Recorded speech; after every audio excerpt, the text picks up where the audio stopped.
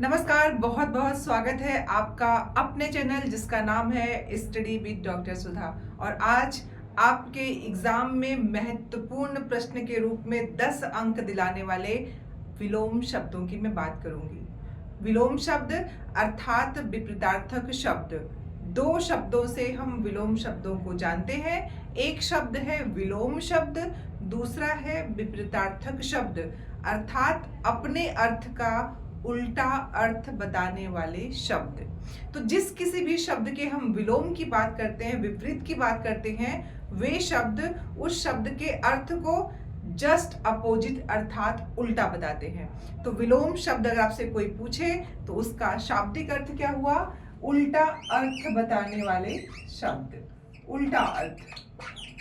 अगर मैं कहूं दिन और आप कहें रात, तो मेरे दिन के विलोम को आपने रात बताया। तो ऐसे सारे शब्द जो दिए गए शब्द के अर्थ से उल्टा विपरीत अर्थ देते हैं, उनको हम कहते हैं विलोम शब्द। तो आज का हमारा टॉपिक है, चूंकि एग्जाम में 10 अंक 10 शब्द विलोम से आते हैं आरओ की परीक्षा में। तो हमारा जो महत्वपूर्ण ध्यान है कि हमारे कोई भी प्रश्न विलोम शब्दों से गलत ना होने पाए। तो आज हम जानेंगे सबसे पहले विलोम शब्द का अर्थ हमने जान लिया। दूसरा महत्वपूर्ण बात जो आपको बहुत ज्यादा जरूरी है कि जो व्याकरणिक कोटियां होती हैं, अभी कहोगे आप लोग व्याकरणिक कोटि क्या? व्याकरणिक कोटि का मतलब संज्ञा शब्द, सर्वनाम, क्रिया विशेषण क्रिया या अन्य जो भी शब्द हैं जो उसके व्याकरणिक रूप को बताते हैं, उन्हें हम व्याकरणिक कोटियां कहते हैं। तो ये ध्यान रखने की बात है विलोम शब्दों के साथ कि अगर कोई शब्द संज्ञा का है तो उसका विलोम भी संज्ञा होगा। अगर कोई शब्द तत्सम है तो उसका विलोम भी तत्सम होगा। अगर कोई शब्द तद्भव है तो उसका विलोम भी क्या होगा? तद्भव होगा।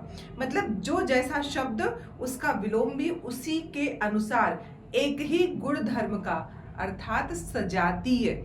बहुत सी पुस्तकों में आपने देखा होगा लिखा होता है विलोम शब्द सजातीय होते हैं।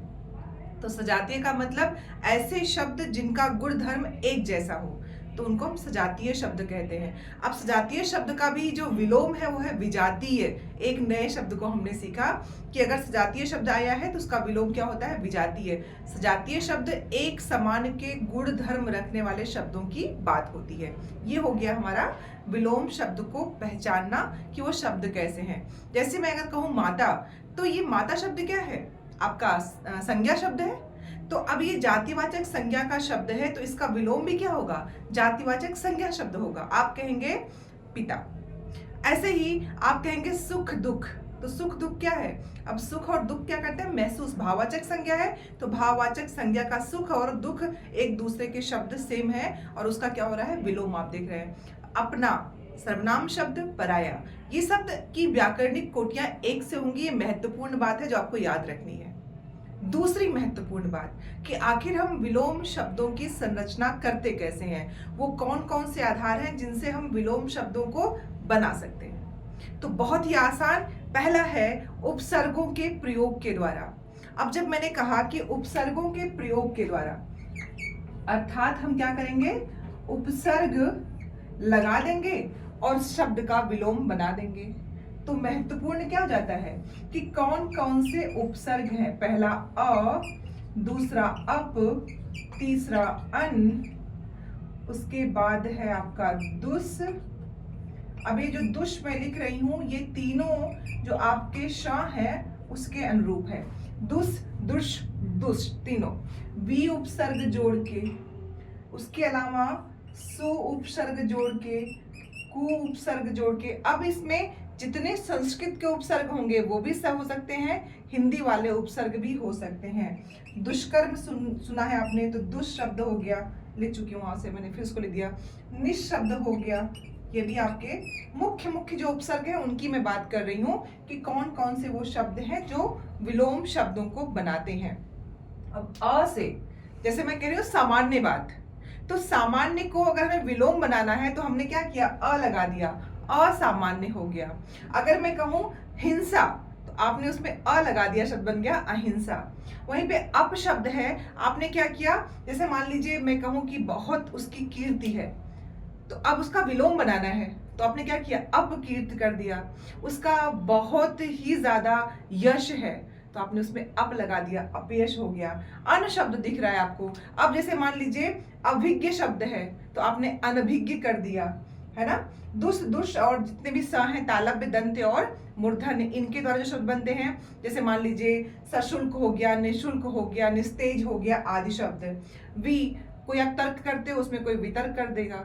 अब तर्क में वी लगाया वितर्क हो गया, कु लगा दिया तो कुतर्क हो गया, सु लगाया सुतर्क हो गया। तो हम क्या कर रहे हैं, उसमें शब्द बना रहे हैं, फिर उसका विलोम ढूंढ रहे हैं। उसी शब्द का हम भले ही शब्द कोई बना दे, तर्क का वितर्क बनाने के लिए वी लगा दिया, वितर्क हो गया। वहीं पे आपका सु और कु हो गया, कुपुत्र का सुपुत्र कर दिया।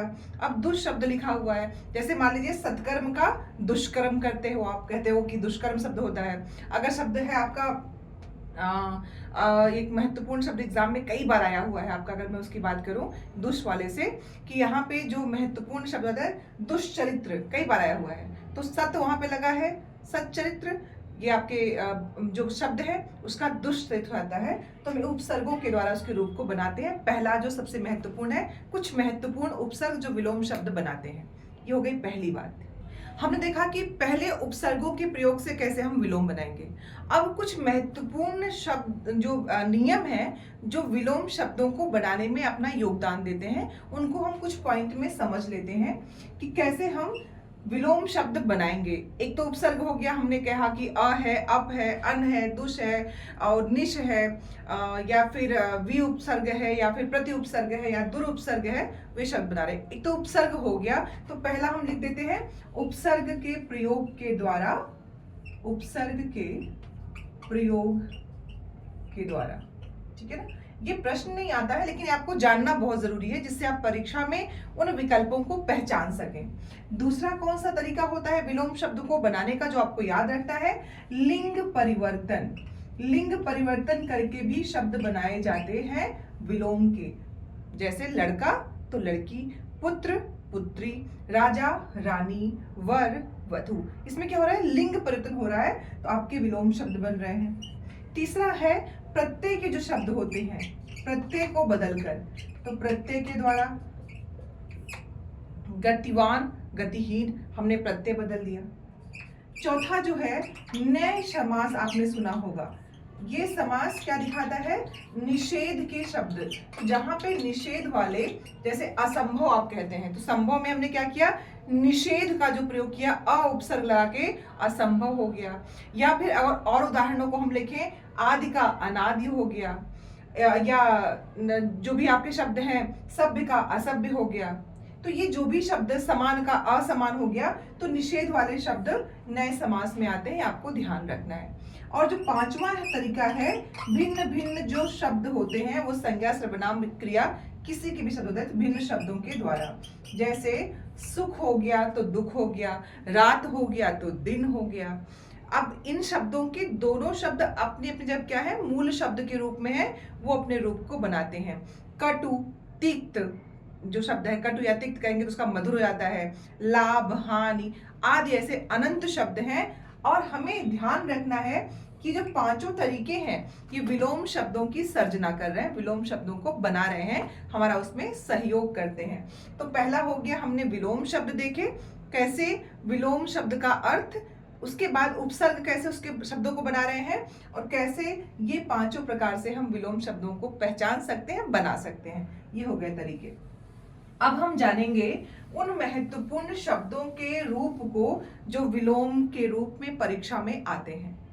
एक चीज ध्यान रखना है, आप लोगों को ज्यादातर जो शब्द हैं तद्भव के, जो हिंदी में बहुलता से शब्द प्रयोग होते हैं, आपको आते हैं, तो उनका तो आपको विलोम बताना आसान होता है। जो तत्सम शब्द अर्थात संस्कृत के शब्द हैं, उनका आप नहीं लगा पाते हैं विलोम। तो ये चीज याद रखिए, जो शब्द मैं लिखूंगी अगर आपको आता है तो उसको इरेज करिए, उसको नहीं लिखिए। लेकिन जो शब्द आपको नहीं आते हैं उनको लिखिए, उनको बार बार रिवीजन में लाइए, जिससे वो शब्द तैयार रहे। जितना आप रिवाइज करेंगे आपको वो शब्द याद रहेंगे। जैसे मान लीजिए संस्कृत के शब्द मैं कह रही हूँ, अगर शब्द आ गया आपका आदृत, ठीक है ना। अब आदृत शब्द के लिए अनादृत शब्द भी होता है और निरादृत भी शब्द होता है, दोनों शब्द हैं। अब इन दोनों शब्दों को आपको याद करना पड़ेगा, क्योंकि तत्सम के शब्द हैं, व्यवहार में नहीं है, तो आपको इन शब्दों को, अब एक बार एग्जाम में आया है ईषत शब्द, जिसका विलोम है अलम। तो ये शब्द हमें याद करने पड़ेंगे, व्यवहार में लाना पड़ेगा। स्थावर पूछ लिया तो जंगम उत्तर हो गया, परोक्ष पूछ लिया तो प्रत्यक्ष हो गया, अनावृष्ट पूछ लिया तो अतिवृष्ट।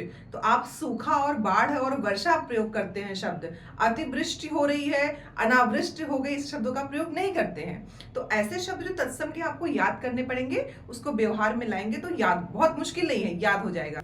ये तो बात हो गई हमारे विलोम शब्दों को हम कैसे बनाते हैं, कैसे हम जानेंगे, कैसे हम पहचान करेंगे। अब जल्दी से कुछ महत्वपूर्ण शब्दों की बात कर लेते हैं जो परीक्षा के दृष्टि से बहुत महत्वपूर्ण है, उन शब्दों की चर्चा कर लेते हैं। तो चलिए सबसे पहले आते हैं कुछ वो महत्वपूर्ण शब्द जो हमें जानने ही चाहिए। किसी क्लास की शुरुआत में अगर शब्दों को देखा जाए तो उल्लास इस शब्द से अच्छा कोई शब्द नहीं होगा। तो शुरुआत करते हैं उल्लास से, इसका क्या होगा विलोम शब्द। अगर आप लोगों को आता है तो जल्दी से अपने अपने कॉपी में या अपने उत्तर में जरूर लिखिएगा, क्योंकि आपको जांचना यही है कि आप कितने शब्दों से परिचित हैं, कितने शब्द आपको याद हैं। परीक्षा में वही कार्य करने वाला है। अधिक बार बार शब्दों को रिवीजन करने से अच्छा है जो आता है उसको हम अलग कर दें, और जो हमें याद करना है, जिसका रिवीजन करना है, उसको अलग कर ले, तो परीक्षा बहुत आसान हो जाती है। पहला शब्द उल्लास, उसका जो विलोम है वो है अवसाद। अगर शब्द आपसे कोई कहे आदर, तो आदर के साथ शब्द आएगा निरादर।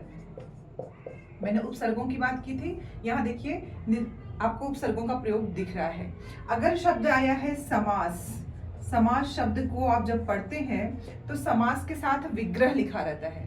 तो समास का विलोम विग्रह तो है, लेकिन अगर एग्जाम में विग्रह की जगह व्यास लिखा हो तो आप विग्रह पे न जाके किस पे जाएंगे, आप जाएंगे व्यास शब्द पे, ठीक है ना। क्योंकि संधि शब्द अगर एग्जाम में आया है तो संधि का मतलब होता है जोड़, और उसका जो विच्छेद है वह उसका विलोम हो जाता है। हमें शब्दों को कोरिलेट करना है, क्योंकि रात का दिन आप देखते हैं बीच में योजक लगा रहता है, तो जो योजक शब्द है ना बीच में लगा हुआ, ये उस विलोम संबंध को दिखाता है अधिकतर शब्दों के बीच से।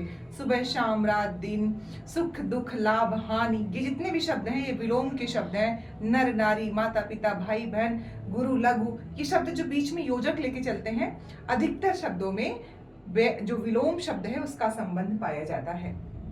और देख लेते हैं औरस शब्द। औरस, औरस उस पुत्र को कहते हैं जो अपनी पत्नी या विवाहिता स्त्री से हो, तो इसका जो विलोम है वो है जारज। जो विवाहिता स्त्री से उत्पन्न न हुआ हो, अपनी पत्नी से न हुआ, तो जारज कहते हैं। तो औरस शब्द वाक्यांश के लिए एक शब्द में भी हो गया, तत्सम शब्द भी हो गया, और इसका आपने विलोम भी देख लिया। तो शब्दों को इस तरह जोड़िए। अगर मान लीजिए औरस आ गया, आज आपने देखा, तो ब्रैकेट में लिख लीजिए कि औरस को ही यही कहते हैं, इसका ये अर्थ है, और जारज का ये अर्थ है। कि मान लीजिए एग्जाम में अगर वो वाक्यांश के एक शब्द में आ गया तो आप उसका उत्तर दे पाएंगे, दो जगह नहीं पढ़ना पड़ेगा। एक ही शब्द में आपने तीनों चीज पढ़ ली, तत्सम तद्भव भी पढ़ लिया, वाक्यांश के लिए एक शब्द भी पढ़ लिया, और विलोम भी पढ़ लिया। तो हर शब्द को अगर आप विलोम शब्द तैयार कर रहे हैं तो तत्सम तद्भव पे भी ध्यान दीजिए, क्योंकि मैंने पहले ही कहा था आपसे कि व्याकरणिक कोटियां सेम होंगी, एक जैसी होंगी। तो तत्सम शब्द का विलोम तत्सम शब्द ही होगा, तद्भव का तद्भव ही हो गया, संज्ञा का संज्ञा ही होगा। ये सब बातें में ध्यान रखनी होंगी। और इसके बाद देखते हैं स्थूल शब्द। स्थूल शब्द, स्थूल का विलोम क्या है, सूक्ष्म। सूक्ष्म, ठीक है, स्थूल का सूक्ष्म। इसके बाद शब्द देख लेते हैं स्निग्ध। तो स्निग्ध शब्द में अ लगा देंगे तो इसका विलोम बन जाता है अस्निग्ध, शब्द बन जाएगा अस्निग्ध। मृषिण, मृषिण अगर आपने इंटर में आपने पढ़ा ही होगा, इंटर में कामायनी पढ़ी शंकर प्रसाद की, उसमें शब्द आया हुआ है जब श्रद्धा का वर्णन हो रहा था। तो मृषिण शब्द का अर्थ जो होता है वो कोमल होता है, उसका विलोम रुक्ष शब्द हो जाएगा। उच्छिष्ट शब्द है। उच्छिष्ट शब्द का विलोम क्या होता है, परीक्षा में पूछा गया है, महत्वपूर्ण शब्द है।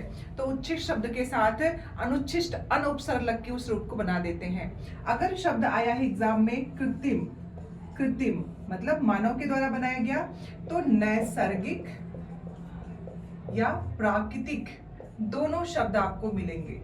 हम बात कर रहे थे नैसर्गिक की, कि नैसर्गिक शब्द आया हो या प्राकृतिक, तो उसका उत्तर कृत्रिम हो जाएगा। अब देखते हैं और कुछ महत्वपूर्ण शब्द। जैसे मान लीजिए अगर शब्द आ गया है आपका वाचाल, वाचाल, वाचाल के साथ विलोम शब्द क्या हो जाएगा, मूक। जो बोलता ही ना हो और एक बहुत बोलता हो, तो क्या हो जाएगा वाचाल और मूक शब्द। ऐहिक शब्द आया हो, ऐहिक, तो इसका विलोम क्या हो जाएगा? अगर ऐहिक शब्द एग्जाम में आ गया है तो ध्यान देना है, यहाँ पे शब्द पारलौकिक हो जाएगा, पारलौकिक। अगर भौतिक शब्द आया हो, भौतिक शब्द एग्जाम में हो, तो अभौतिक और आध्यात्मिक, ये दोनों शब्द होंगे पारलौकिक में। यहाँ पे पारलौकिक यहाँ पे आया, अगर लौकिक शब्द आता तो लौकिक शब्द का क्या हो जाएगा? अलौकिक और पारलौकिक दोनों उसके विलोम हो जाएंगे। तो आपको शब्दों को इस रूप से याद रखना होगा कि अगर ऐहिक है तो पारलौकिक होगा, वास्तविक है तो काल्पनिक होगा, भौतिक है तो आध्यात्मिक होगा। शब्द के भले ही पर्याय अलग अलग हों तो उसके अनुसार उसके शब्दों का भी चयन करना होगा। अंतरंग शब्द हो, अंतरंग के साथ क्या हो जाएगा? बहिरंग, बहिरंग, अंतरंग बहिरंग शब्द हो जाएगा। अगर शब्द है, मान लीजिए सूखा शब्द आया है, तो सूखा अगर शब्द आया है तो आप क्या कहेंगे? बाढ़, है ना, वर्षा, दोनों स्थितियां होती हैं, वर्षा और बाढ़ दोनों शब्द इसके रूप में आते हैं। अब यहीं पे अगर शब्द तत्सम का हो गया और शब्द क्या आ गया आपका? अतिवृष्टि, तो अत्यधिक बारिश को अतिवृष्टि कहते हैं और बिना बारिश को अनावृष्टि कहते हैं, सूखा पड़ने को। तो तत्सम शब्द अगर अतिवृष्ट आ गया तो उसका जो विलोम होगा वो क्या हो जाएगा? अतिवृष्टि का अनावृष्टि हो जाएगा। आपको ये शब्दों पे ध्यान देना ही पड़ेगा, आपको ध्यान देना होगा। आविर्भूत या तिरोहुत, तिरोहित शब्द आ गया तो क्या हो जाएगा? यहाँ पे आपको विलोम शब्दों को याद ही रखना। तिरोभूत शब्द है, तिरोहित नहीं, तिरोभूत एग्जाम में कई बार आया हुआ है। अगर तिरोभूत शब्द आ गया तो आपका जो उत्तर होगा वो क्या हो जाएगा? तिरोहित शब्द है खत्म होने का, तो आविर्भूत शब्द हो जाता है। आविर्भूत, अब जो हम आविर्भाव लेते हैं उसके अर्थ को देने वाला शब्द तिरोभूत, आविर्भूत। अगर शब्द है विसर्जन एग्जाम में आ गया, या मान लीजिए विसर्जन नहीं, या आह्वान आ गया, तो आपने इन शब्दों को खूब सुना है कि देवी का आह्वान करते हैं, ईश्वर का आह्वान करते हैं। आह्वान का मतलब बुलाना, तो विसर्जन का मतलब क्या होता है? उनकी विदाई करना। तो आह्वान करेंगे तभी उसका विसर्जन करेंगे। तो ये दोनों क्या है? परस्पर विलोम शब्द हैं जिन्हें हमें याद रखना है। समष्टि, समष्टि शब्द एग्जाम में बहुतायत में आता है जिसका विलोम शब्द है व्यष्टि। अगर शब्द आया है तरल या मृदुल, तरल का ठोस होगा और मृदुल का, अगर मृदुल शब्द आ गया एग्जाम में तो क्या देंगे आप? मृदुल शब्द एग्जाम में पूछ लिया तो कठोर हो गया, तरल का ठोस हो गया। आपको अंतर समझना होगा। मृषिण में शायद आपको बता चुकी हूँ। प्रत्यक्ष का, अप्रत्यक्ष के साथ दो शब्द आएंगे, एक तो परोक्ष होगा इसका, दूसरा अप्रत्यक्ष भी हो सकता है। दोनों शब्द उसके विलोम के रूप में प्रयुक्त होते हैं। अगर शब्द आ गया सम्मुख, अब सम्मुख भी आ सकता है और विमुख भी आ सकता है, तो जो उसका बना हुआ शब्द है वो भी परीक्षा में आ सकता है। तो विमुख का सम्मुख, सम्मुख का विमुख, ये हमें दोनों शब्द याद रखने हैं। अगर अस्थावर शब्द आया हो या जंगम शब्द आया है तो हमें याद रखना है कि अस्थावर का जंगम होता है और जंगम का विलोम शब्द अस्थावर होता है। परीक्षा में से दोनों शब्द में से कोई भी उत्तर रूप में आए, उत्तर में से आपको दोनों को ही याद रखना है। अगर आपकी अनुरक्ति है किससे? आपकी परीक्षा से। आप चाहते हैं, आपकी अनुरक्त है, आपका प्रेम है कि आप सेलेक्ट हो जाएं, तो अनुरक्ति है। तो अगर आपका मन इससे हट गया तो क्या हो जाएगी? विरक्ति, जो कभी नहीं होनी चाहिए। हमेशा अपने कर्म को पहले रखना चाहिए। तो आपकी अनुरक्ति है, अगर इससे मन हट गया तो विरक्ति की स्थिति हो सकती है, जो कि होनी नहीं चाहिए। अगर शब्द आया है पूर्व, तो पूर्व तो आपको पता है, आप पश्चिम कर देते हैं उसका। लेकिन अगर प्रतीची शब्द आया हो तो उसका विलोम प्राची होगा, हमें ये याद रखना है। अर्वाचीन आया है शब्द तो उसका विलोम प्राचीन होगा, हमें ये याद रखना है। अगर अमीय शब्द आया है, अमीय शब्द, तो इसका विलोम विष न होके हलाहल पे हम विकल्प है तो हलाहल पे जाएंगे। अगर हलाहल नहीं है तो वहां पे हम अमृत के साथ इसको हम विष से जोड़ेंगे, ये ध्यान रखिएगा, ठीक है ना। अगर शब्द है एकता, तो एकता में अनेकता सबको पता होगा। नहीं पता है तो याद रखिए, क्योंकि हमने यहाँ पे प्रत्ययों के प्रयोग के द्वारा बनाया है। अतिवृष्ट हो गया, अनेकता हो गया, अमीय हो गया, प्राची हो गया। आधुनिक शब्द आया हो, आधुनिक शब्द के साथ आप देखते हो ना कि अगर शब्द आया है आपका आधुनिक शब्द, तो उसके लिए हम क्या प्रयोग करेंगे। कुछ प्रश्नों को छोड़ना भी बहुत जरूरी है, आपको याद रखना बहुत जरूरी है कि मान लीजिए अगर आपका प्रश्न आ गया हाँ पुरातन, तो अधुनातन शब्द क्या होगा, अधुनातन, पुरातन के साथ अधुनातन। अब यही प्राचीन होगा तो शब्द क्या हो जाएगा आपका, आधुनिक। शब्दों के साथ याद रखना, हम थोड़ी सी गलतियां कर देते हैं। अब आधुनिक और पुरातन में हम कर सकते थे, लेकिन प्राचीन के साथ आधुनिक होगा और पुरातन के साथ अधुनातन शब्द का प्रयोग होगा। याद रखना है, व्याकरणिक कोटि एक होनी चाहिए। तो कटुभाषी मितभाषी हो जाएगा या मृतभाषी हो जाएगा, दोनों शब्दों के बीच में अंतर ये स्पष्टतः आपको याद होना चाहिए। अमीय शब्द हलाहल बनेगा, ये याद रखना है। अधः शब्द अगर एग्जाम में आ गया, अधोपतन शब्द आपने सुना हुआ है, जहां पे विसर्ग संधि के द्वारा और शब्द बनता है, तो अगर अधः शब्द आ गया तो इसका विलोम ऊपर ही हो जाता है, ऊपर की तरफ उसका अर्थ देख हो जाता है। इसके अलावा ऐश्वर्य शब्द है, ऐश्वर्य शब्द को फिर से देख लीजिए ध्यान पूर्वक।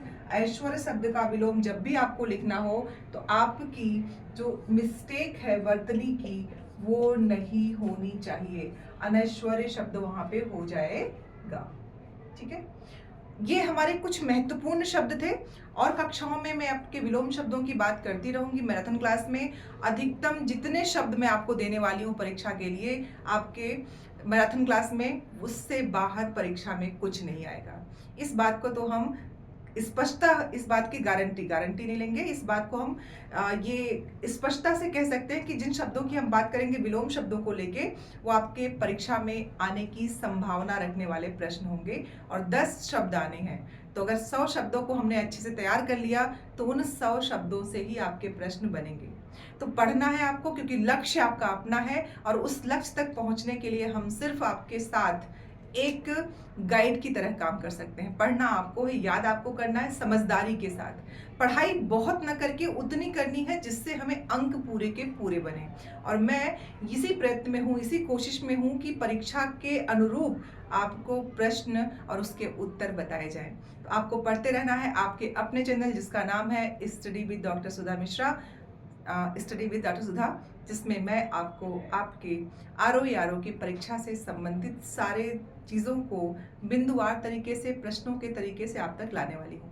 जुड़े रहिए, पढ़ते रहिए और मिलते हैं नेक्स्ट क्लास में, आपकी मैराथन क्लास में। तब तक एक ही उद्देश्य, उसी उद्देश्य के लिए आगे बढ़ना है, पढ़ना है और लड़कर अपने आप को जीत तक पहुँचाकर उस उद्देश्य को पाना है। बहुत बहुत आभार, धन्यवाद, नमस्कार।